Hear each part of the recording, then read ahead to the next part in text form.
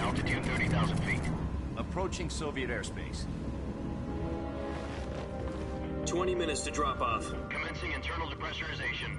Equipment check. Arm main parachute. All right. You ready to go? Drop zone still showing a high pressure mass. Cav okay. Good. We've got high visibility.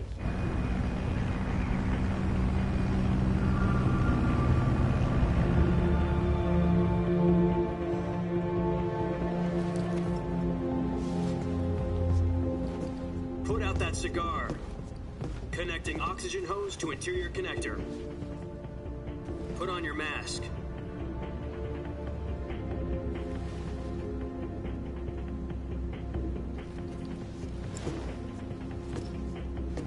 Does this panty waste know what he's doing?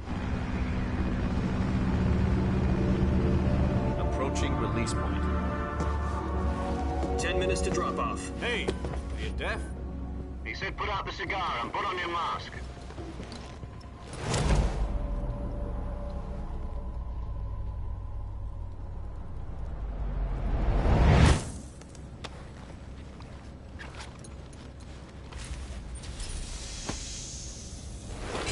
Depressurization complete. Checking oxygen supply. 6 minutes to drop off. Opening rear hatch.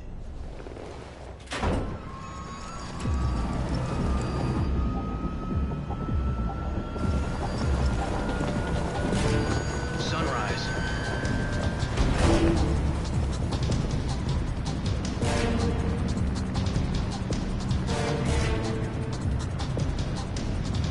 External temperature minus 46 degrees Celsius.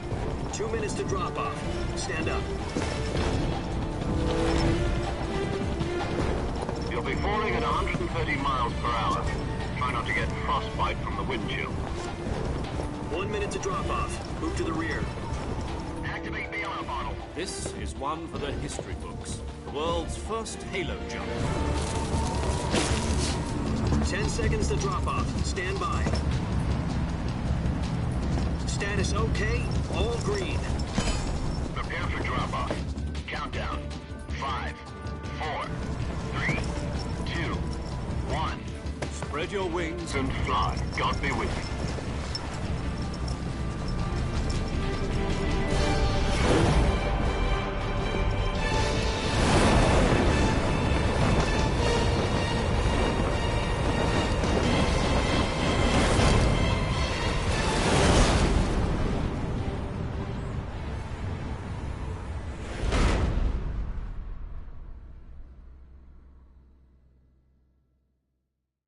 Jack, I've got some important news.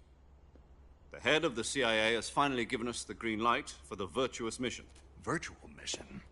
No, the virtuous mission. The future of our Fox unit depends on it. If it succeeds, we'll be officially organized into a unit. Virtuous mission? Sounds like some kind of initiation ritual.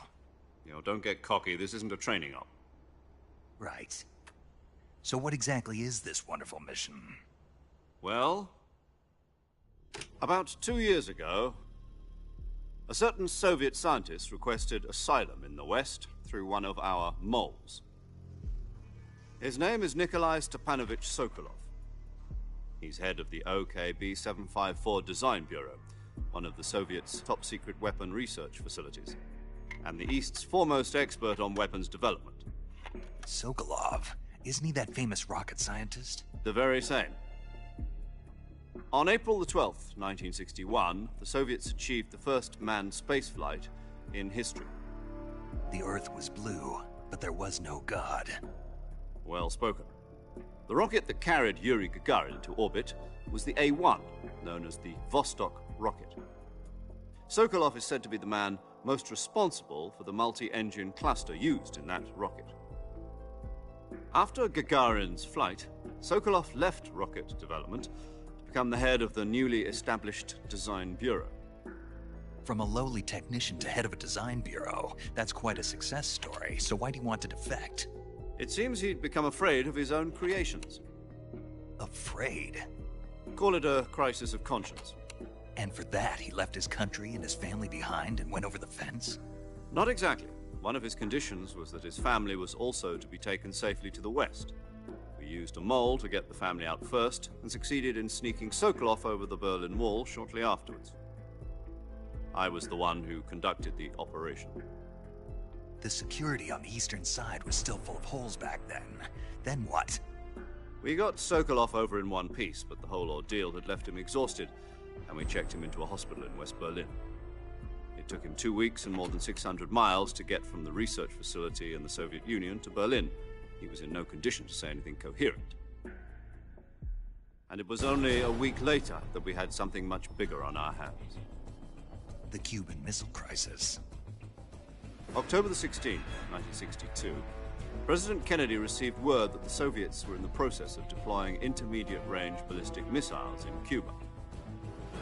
The President demanded that the Soviets dismantle and remove the missiles. At the same time, he announced a naval blockade to prevent further missile shipments from reaching Cuba. But the Soviets didn't back down, instead placing their armed forces on secondary alert. Soviet transport ships carrying missiles continued on course towards Cuba.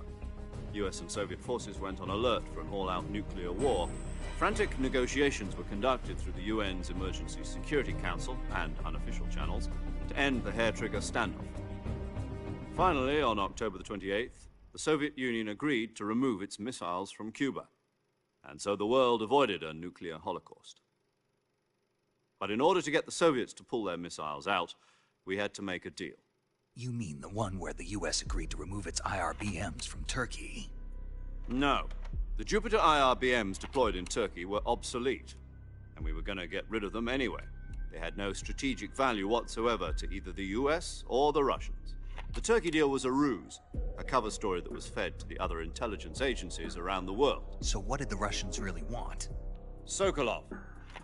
They wanted us to return Sokolov. You mean the Soviets pulled out of Cuba just to get their hands on Sokolov? That's right. What the hell was he working on? At the time, we had no idea. We were running out of time. It was either give up Sokolov or risk full-scale nuclear war. In the end, we had no choice. President Kennedy gave in to Khrushchev's demand. The next day, I got Sokolov out of the hospital, handing him over to agents on the eastern side. Sokolov kept on screaming, "Save me," until he disappeared from my sight. Then, a month ago, we received some new information from one of our moles. About Sokolov? Yes. He was taken back to the research facility and forced to continue working on the weapon in question under KGB supervision. What's more, it's on the verge of completion. So what kind of weapon is it? Something to do with space rockets? No, missiles. Same technology. I guess you're right. We don't know the details, but it appears to be a new kind of nuclear device.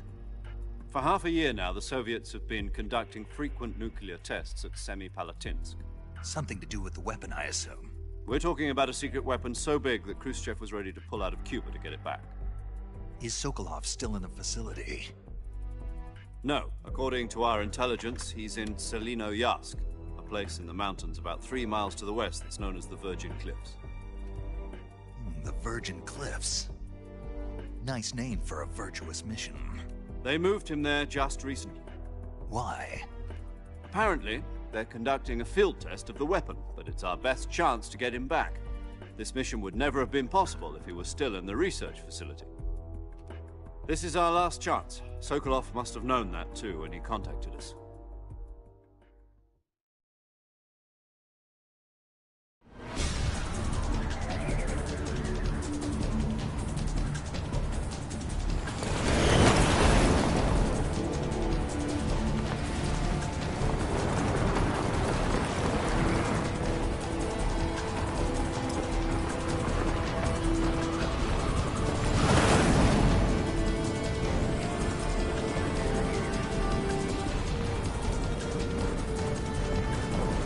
Listen up, Jack.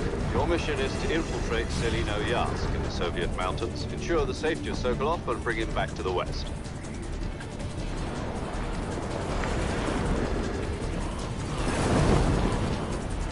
If we don't get Sokolov back before that weapon is complete, we'll be facing a major crisis.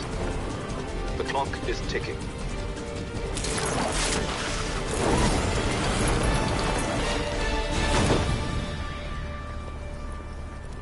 Once we've confirmed the rescue of Sokolov, stand by at the recovery point. A recovery balloon will be dropped at that point. Helium will be pumped into the balloon to inflate it. The process takes about 20 minutes.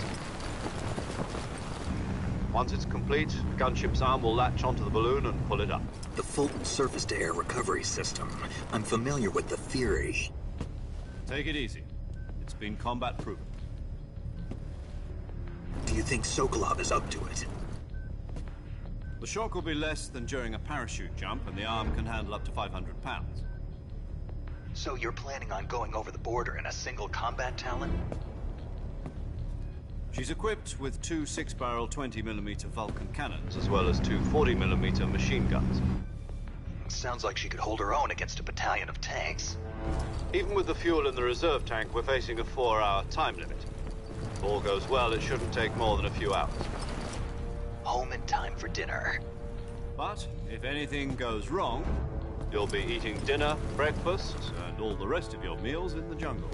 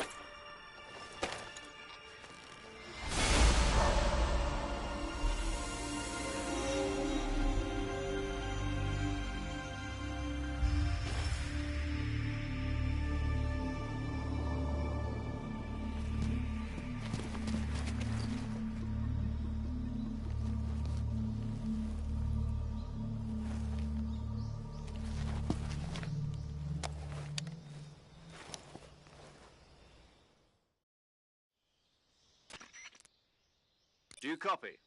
You're already in enemy territory, and somebody might be listening in.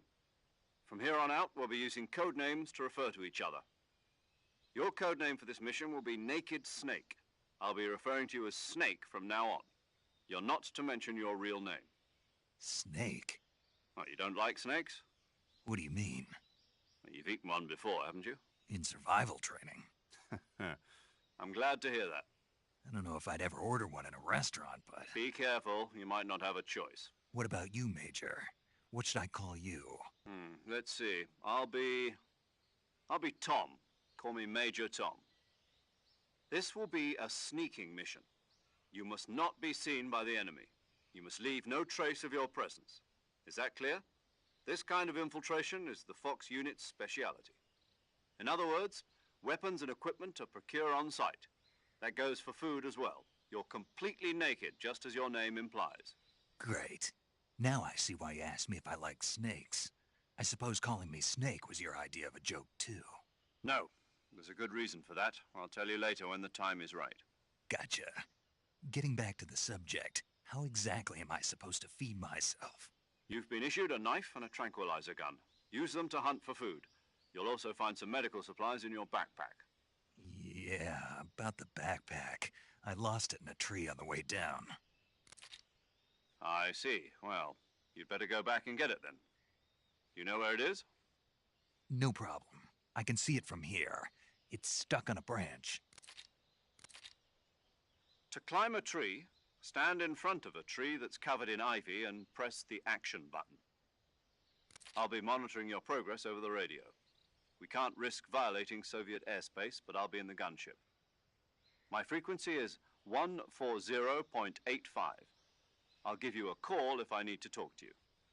If you need to talk to me, use the send function. Okay, Snake, go get your backpack.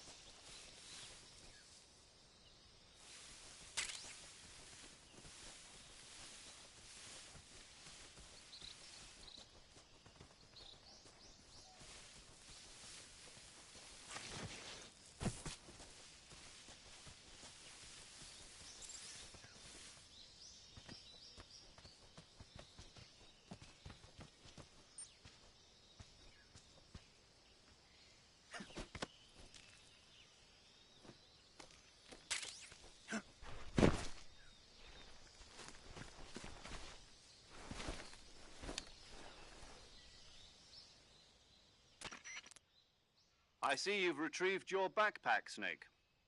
To equip a weapon, it's necessary to take it out of your backpack. In the survival viewer, choose Weapon from the backpack. Your available weapons will be displayed in a list on the screen. From that list, choose the weapon you want to equip and press the Enter button. For other equipped items, just do the same thing from Item. Got it. Use the survival viewer backpack. Yep, that's right. Survival is fundamental to this mission. After you've been out in the field for a while, your stamina will start to drop. If your stamina gets too low, it'll affect your performance. You won't be able to shoot accurately, for example, and your wounds won't heal as smoothly. Keep an eye on your stamina so you don't run out. To recover lost stamina, you can hunt for local flora and fauna. You can use either your tranquilizer gun or your knife to hunt. My only weapon is a Mark 22 Hush Puppy tranquilizer gun? That's right. It's been fitted with its own suppressor. However, the suppressor will deteriorate every time you fire. Once its durability reaches 0, the noise suppression effect will be gone. So don't get too trigger-happy with it. The suppressor's durability is shown in the icon. Any weapons and equipment beyond what you're carrying now, you'll have to find as you go. I have to find my own weapons and equipment? Whose crazy idea was this, anyway? Solo covert actions are standard Fox operating procedure. You can't leave any traces of your presence. No weapons, equipment, footprints, sweat, or bodily wastes. The same goes for bullets and cartridges, too. Your presence in enemy territory is already a violation of international conventions of warfare. There aren't supposed to be any American soldiers in Russia. It could spark an international incident. You can't let anyone see you. You can't let the enemy know you're there. This is a stealth mission. You're a ghost, Snake, in every sense of the word. and there'll be no rescue if you're captured. The military and US government will deny any involvement in the affair. Then I'll just have to take care of myself, huh? I'm afraid so. You've been given a fake death pill for that purpose. SIS guidelines stipulate that soldiers on covert ops like this one be issued a potassium cyanide capsule. Tape it to your body so you can take it when you need to. How generous of you. Use it if you're taken prisoner by the enemy. It'll send you into a state of false death for a short time. Fooling them into thinking that I'm really dead. So how do I come back to life? Just take the revival pill. You mean that thing they put in my tooth before the mission? That's the one. But be careful. If you remain in a state of false death for too long, nothing will be able to bring you back. Remember that. I'll keep it in mind. You said this was a solo mission, right? Right. I guess that means I can't count on any reinforcements. Correct. The mission rests entirely in your hands. A real one-man army. Relax. There's a support team ready to back you up over the radio. Who? I'll introduce them to you. This time, survival is of utmost importance. The first member of the support team will be in charge of monitoring your physical condition, acting as a medic, so to speak, as well as recording your mission data. She's a member of Fox as well, and she's here on the gunship with me. She? Hello, Snake. I'm paramedic. Nice to meet you. Paramedic. As in a medic who comes in by parachute. Aren't you going to tell me your real name? Are you going to tell me yours, Mr. Snake? My name, huh? It's John Doe. And they call you Jack for short. You're a regular Captain Nemo. A name means nothing on the battlefield. After a week, no one has a name. What's your name? Jane Doe. Very funny. I wasn't joking, but I'll tell you my name only if you manage to make it back alive. My frequency is 145.73. She's also in charge of recording your mission data. Whenever you want to save, send a message over the reserved save frequency, 140.96. So saving lets me record my mission data. That's right. It also records the state of your health. Good to know. There's one more person I want to introduce you to, Snake. Huh? Speaking of snakes, you remember the boss, don't you? A legendary soldier and your mentor. Actually, it was the boss that got the DCI's authorization in the first place. She's going to be serving as Fox's mission advisor. The boss is? She also helped me plan this mission. She and I were at SAS together. Jack, is that you? How many years has it been? Boss? That's right. It's me. Oh. Talk to me. Let me hear your voice. It's been 5 years, 72 days, and 18 hours. You've lost weight. You can tell just by the sound of my voice. Of course I can. I know all about you. Really? Well, I don't know anything about you. What's that supposed to mean? Why'd you disappear on me all of a sudden? I was on a top-secret mission. You didn't need me anymore. But there were still so many things I wanted you to teach me. No, I taught you everything you needed to know about fighting techniques. I taught you all I could. The rest you needed to learn on your own. Techniques, sure. But what about how to think like a soldier? How to think like a soldier? I can't teach you that. A soldier needs to be strong in spirit, body, and technique. And the only thing you can learn from someone else is technique. In fact, technique doesn't even matter. What's most important is spirit. Spirit and body are like two sides of a single coin. They're the same thing. I can't teach you how to think. You'll just have to figure it out for yourself. Listen to me, Jack. Just because soldiers are on the same side right now doesn't mean they always will be. Having personal feelings about your comrades is one of the worst sins you can commit. Politics determine who you face on the battlefield. And politics are a living thing. They change along with the times. Yesterday's good might be tomorrow's evil. Is that why you abandoned me? No, it had nothing to do with you. I already told you, Jack. I was on a top-secret mission. A soldier has to follow whatever orders he's given. It's not his place to question why. But you're looking for a reason to fight. You're a natural-born fighter, but you're not quite a soldier. A soldier is a political tool, nothing more. That's doubly true if he's a career soldier. Right and wrong have no place in his mission. He has no enemies and no friends. Only the mission. You follow the orders you're given. That's what being a soldier is. I do whatever I have to get the job done. I don't think about politics. That's not the same thing. Sooner or later, your conscience is going to bother you. In the end, you have to choose whether you're going to live as a soldier or just another man with a gun. There's a saying in the Orient, loyalty to the end. Do you know what it means? Being patriotic. It means devoting yourself to your country. I follow the president and the top brass. I'm ready to die for them if necessary. The president and the top brass won't be there forever. Once their terms are up, others will take their place. I follow the will of the leader, no matter who's in charge. People aren't the ones who dictate the missions. Then who does? The times. People's values change over time, and so do the leaders of a country. So there's no such thing as an enemy in absolute terms. The enemies we fight are only enemies in relative terms, constantly changing with the times. As long as we have loyalty to the end, there's no point in believing in anything, even in those we love.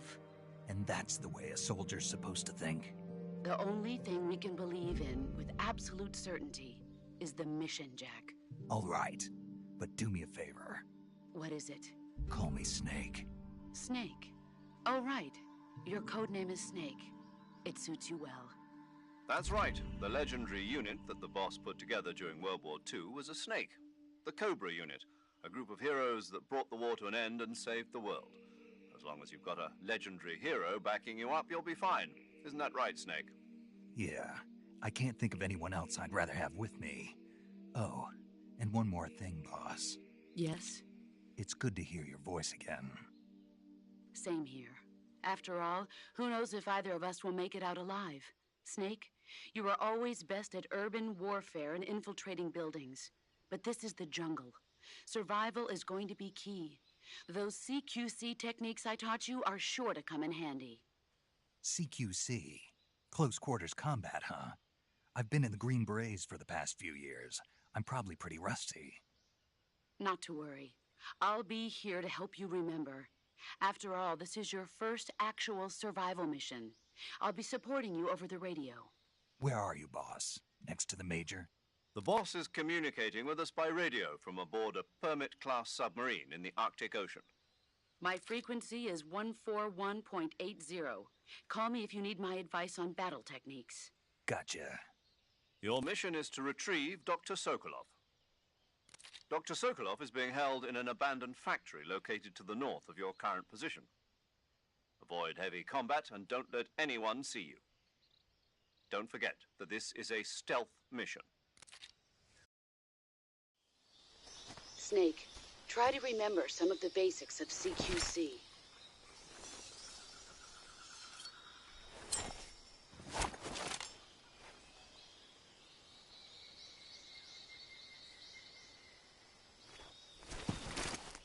Commencing virtuous mission. Now,